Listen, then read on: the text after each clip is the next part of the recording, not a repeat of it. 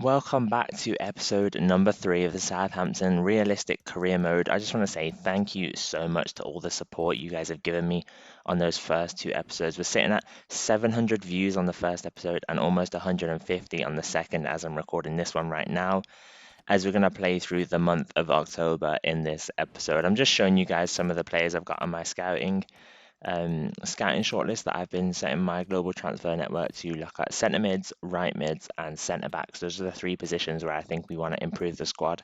Let me know if you have any suggestions for players we want to sign. But yeah, today we're playing through October. I think we've got Chelsea as the toughest game of this episode, and then Leeds is another one. I don't remember the last two games. I'm sorry about that. But first up, it is Chelsea away from home. And to be honest, I wanted to talk about a little bit of a rant in today's episode. I know that's not really what you'd expect considering my previous two episodes, but I'm recording this on what day is it? It's Monday today, and yesterday was Southampton against Arsenal, and I'm actually an Arsenal fan. I know I've got this Southampton career mode, and just take a look at this quickly. This free kick from James Ward-Prowse, probably the best free kick taker in the Premier League right now. I had a go because I saw Kepa was off his line a little bit, and he's just gone ahead and scored it. Like, what an absolute baller is James Ward-Prowse. Probably up there with like goal of the season. This, like, such good technique on it, such good whip he gets to get it in behind Kepa. And yeah, that puts us 1-0 up at Stamford Bridge. But yeah, going back to what I was saying, I am an Arsenal fan. And we've just played Southampton. Obviously, dropped points, 1-1 draw. Not a result that I was very happy with. But to be honest, I did put out on Twitter before the game, I was like, I don't expect us to play well here. Southampton do seem to be a bogey team for us. And I'm not looking forward to the match, basically. But yeah, kicked off, started playing well. First half was going really, really well, playing really good football. Not really converting our chances, obviously. And then second half, it all went a bit to shit. Yeah, just not the same clinical attacking behaviour, really. Not creating as many chances, not beating the lines as well, and obviously refereeing decisions not going our way, which I'm not here to complain about the referee. Well, I am here to complain about the referee, but I'm not here to complain about that referee in particular. I'm here to complain about referees in general, because let's face it, this season they've been pretty shocking, and I don't know if it's just me, but when I'm watching football, when I'm watching Arsenal play, I try to be as unbiased as possible, looking back at things and looking back at some of the decisions, because obviously when I'm watching it straight there and then, I'm going to be biased. Like, I'm a fan. I'm not. It's not my job to be unbiased like it is a referee's job. And yeah, Iago Aspas scoring a rebound there. That's pretty annoying from Bazunu. But yeah, it's not my job to be unbiased, but it is a referee's job to be unbiased. And it feels like sometimes this season it's not the case. And at the end of the day, as football fans, all we want from referees is consistency and transparency. And right now, we're getting neither of those as Premier League fans, which is pretty annoying. And I feel like that's all we ask for as fans. But no, as we just look at a replay of that free kick, that corner, sorry, from James Ward-Prowse, what a goal! Didn't even count as a shot, but he went and scored it. This is the team that we're playing against, Brentford at home, another good team. And I tell you what, this match was a pretty insane match. You guys want to stay tuned for this. I might actually pause my little rant just to talk about this match a little bit. It started off pretty well for us. You can see actually the first highlight was a Brentford highlight. Dovbyk here, this striker who I actually didn't know who he was before this game, if I'm honest with you guys.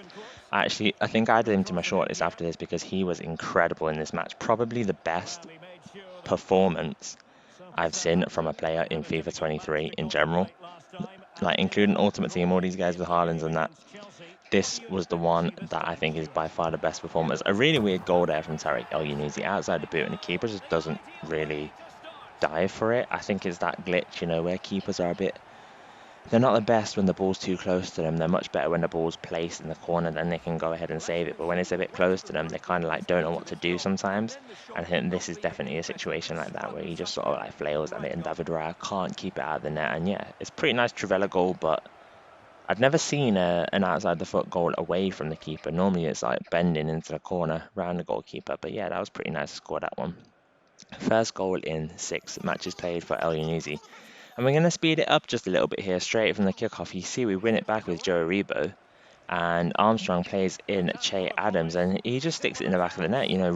Really good counter goal is we've hit them on the press, and I do this celebration by accident. I feel like this is one of the ones that I misclick and do quite a lot. But yeah, nice ball through from Armstrong and very composed from Che Adams to stick it underneath the goalkeeper into that corner, and that puts us 2-0 up on 24 minutes. We actually get another chance here with Adam Armstrong.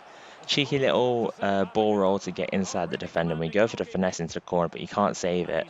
I did go for a chip shot there with El Yunusi into that far corner, but keeper actually manages to save it. I think for this free kick, I've decided to not try that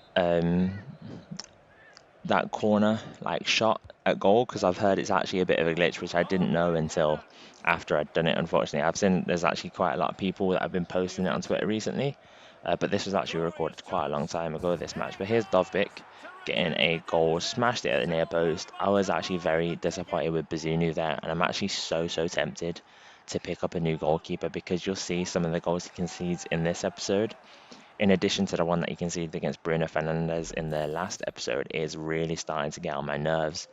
Dovbyk here with another... Oh, it's Janelt actually, not Dovbyk. Never mind. I thought it was Dovbyk, but it wasn't. It was Janelt, it looks like. Makes it 2-2 there.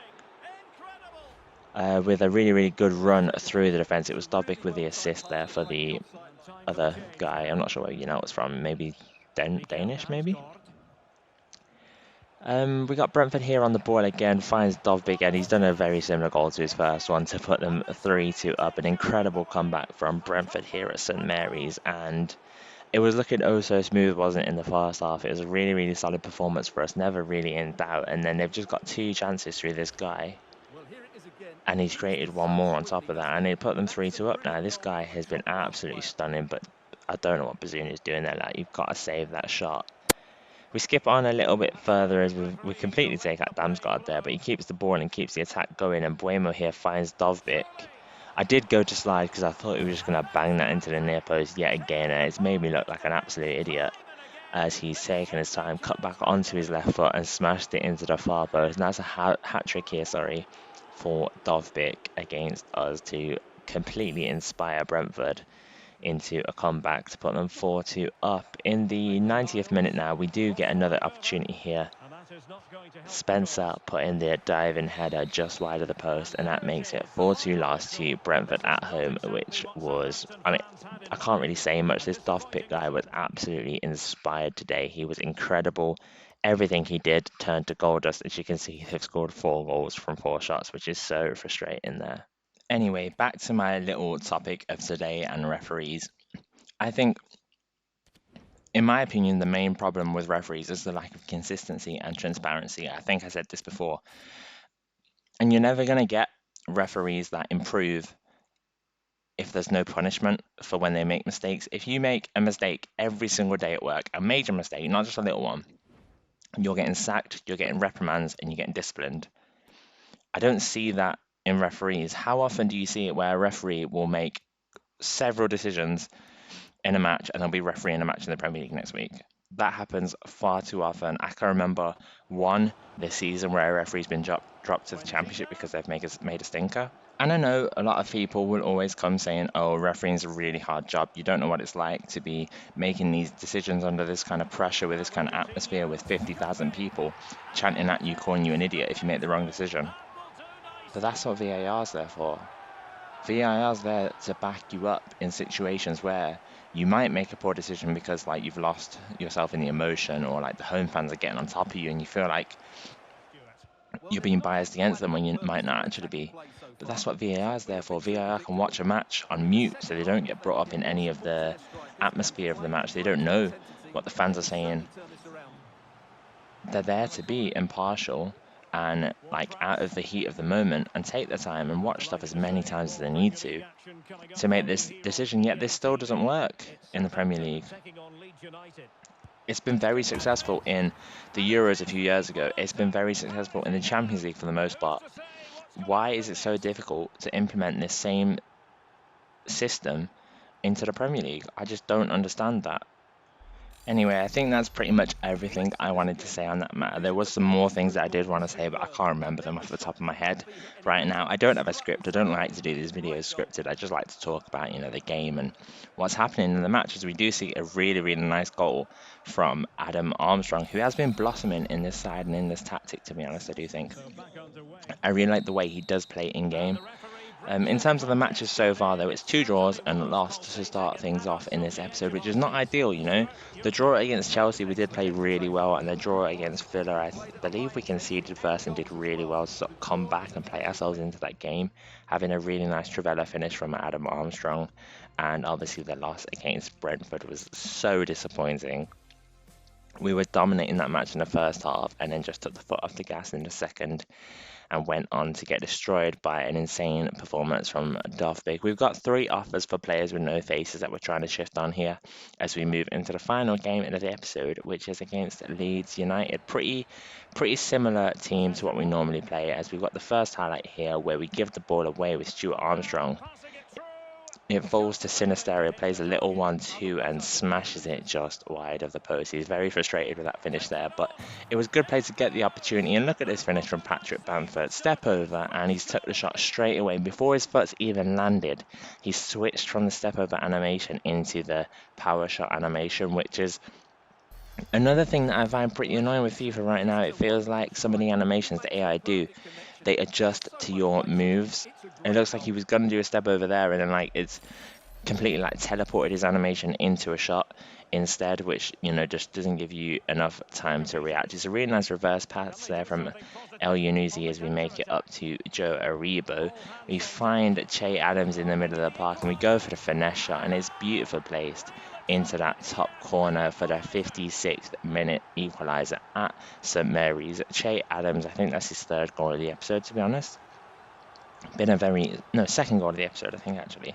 Been a very solid performer with us, and also alongside Armstrong is another one that is starting to become a bit better in this series and starting to be a player that I feel like I can rely on. And I definitely do notice a difference when I sub off either one of these two for Spencer, who it always feels like is able to get the opportunities but just can't finish them at all. Really nice ball through from Che Adams to Mara as we go for the Trivela, and it's just wide of the post.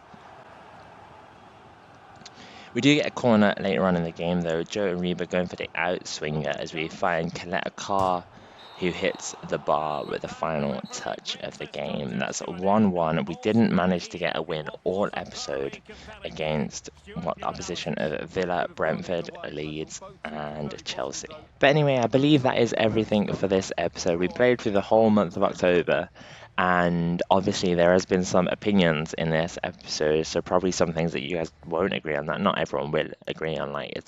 Refereeing is a very controversial topic, and it's a topic which I think everyone has a differing opinion on.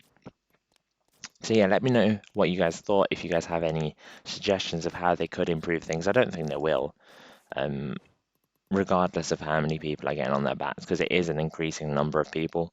But yeah, I don't see them bothering to change anything. And at the end of episode 3, we are sat in 11th place, 13 points from the first 10 games. Thank you so much for watching. Make sure to like, comment, and subscribe if you're new, and I'll see you next time. Bye.